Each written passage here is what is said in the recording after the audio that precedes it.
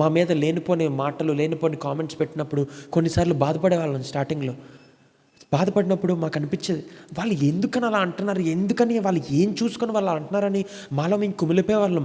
కానీ ఒకరోజు మేము తీర్మానం చేసుకొని వాళ్ళకి క్షమించాలి. వాళ్ళకి తెలియదు కాబట్టి వాళ్ళకి క్షమించేయాలి. మన గురించి వాళ్ళకి తెలియదు, మన జీవితం ఏంటో వాళ్ళకి తెలియదు, దేవుడు మనకి ఇచ్చిన స్థాయి ఏంటో వాళ్ళకి తెలియదు, దేవుడు ఏ స్థితి నుంచి ఏ స్థితిలో మనల్ని పెట్టాడో వాళ్ళకి తెలియదు. కాబట్టి వాళ్ళు ఎన్ని మాటలన్నా సరే మేము నవ్వుకుంటూ ఉంటాం.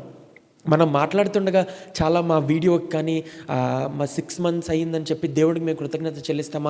మా ఓన్ సోషల్ మీడియాలో మా సోషల్ మీడియాలో మేము షేర్ చేస్తే వాళ్ళకేంటి నొప్పి అని అనుకొని మేము నవ్వుకుంటూ ఉంటాం. వాళ్ళు ఏవేవో కామెంట్స్ పెడతా ఉంటారు.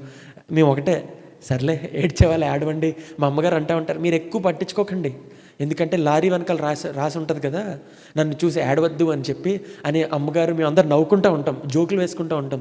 ఏదైనా ట్రావెల్ చేస్తున్నప్పుడు లారీ వెనకాల చూసి నన్ను చూసి ఏడవకరా అని రాసింది అనుకోండి, మీ గురించే రాస్తున్నారు, వాళ్ళందరూ మీ మీద ఏడుస్తున్నారు కదా, వాళ్ళు ఏడవద్దురా అని చెప్తున్నాడు ఈ లారీ వాడు, మీకు సపోర్టర్ రా అని జోకు వేస్తూ ఉంటారు. సో ఎవరైనా మాట్లాడినా we forgive them and we forget very simply, because they do not know what they are saying. వాళ్ళు ఏమంటున్నారో వాళ్ళకి తెలియదు, మేమెవరో వాళ్ళకి తెలియదు. కాబట్టి వాళ్ళని మాట్లాడుతున్నారంటే సింపుల్గా మేము తీసివేస్తూ ఉంటాం. కానీ మీ జీవితాల్లో అలా ఆన్లైన్లోనో దేంట్లోనో మిమ్మల్ని గాయపరిచినట్టు కాదు, కానీ మీ జీవితంలో మీ ముఖం మీదే మిమ్మల్ని ఎంతోమంది కుటుంబీకులు, ఎంతోమంది మీరు ప్రేమించేవారు మిమ్మల్ని గాయపరుస్తూ ఉంటారు. అప్పుడు దేవుడు అంటున్నాడు కదా, మీ చింత యావత్తు, మీ బాధ యావత్తు, మీ దుఃఖం యావత్తు నా మీద మోపండి.